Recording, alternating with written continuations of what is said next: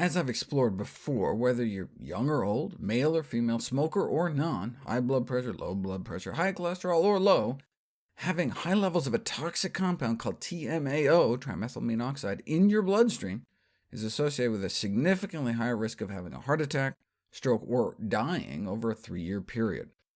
Where does TMAO come from? The choline in foods like eggs can be turned by gut bacteria into TMAO, which is then absorbed back into our system, and the more eggs we eat, the higher the levels climb. Given the similarity in structure between carnitine and choline, the same group of Cleveland Clinic researchers wondered if carnitine, found in red meat, energy drinks, and supplements, might also lead to TMAO production, so they put it to the test. If you feed someone a steak, their TMAO levels shoot up. Now, this was someone who regularly ate meat. Those who eat strictly plant-based may start out with almost no TMAO in their system, presumably because they're not eating any meat, eggs, or dairy. But even if the vegan eats a sirloin, almost no TMAO is made. Why? Presumably they don't have steak-eating bacteria in their guts. No TMAO is produced if you don't have TMAO-producing bacteria in your gut. If you don't regularly eat meat, then you're not fostering the growth of the meat-eating microbes that produce TMAO. This suggests that once we develop a plant-based gut ecosystem, our bacteria will not produce TMAO, even if we eat meat every once in a while. However, we still don't know how rapidly gut bacteria shifts after a shift in our diet, but it does not appear to be all or nothing.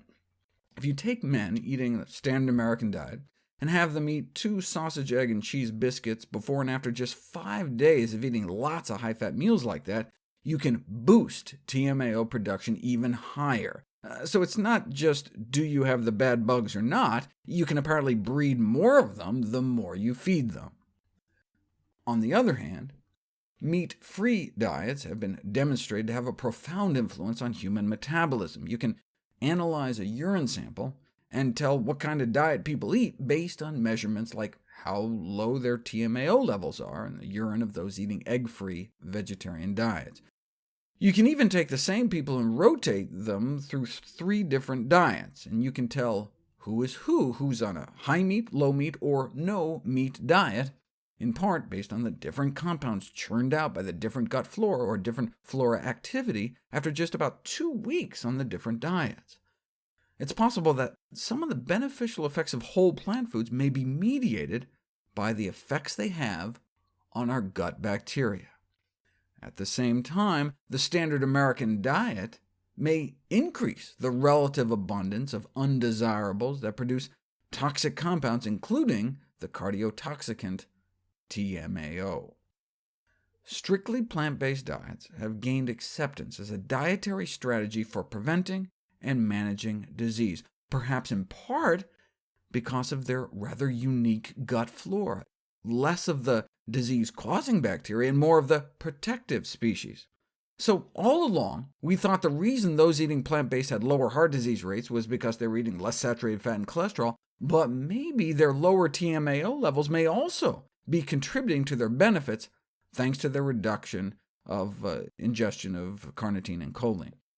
I talked about the egg industry response to the choline revelation. How has the carnitine supplement industry reacted? Well, the former VP of Advocare, a multi-level marketing company that sells carnitine supplements like Slam, while getting slammed with lawsuits, finding them, for example, guilty of false, misleading, or deceptive practices, forced to pay over $1 million, in response to the research implicating carnitine and TMAO production, he questioned whether there was a secret vegan conspiracy at the Cleveland Clinic, restricting our intake of meat or carnitine supplements to prevent our gut bacteria from making TMAO, he argues, is like trying to prevent car accidents by restricting the sale of fuel. Okay, but there are benefits to transportation. We're talking about TMAO, which may be fueling our epidemic of heart disease, the #1 killer of men and women in this country. As far as I'm concerned, the more we can cut the fuel for that, the better.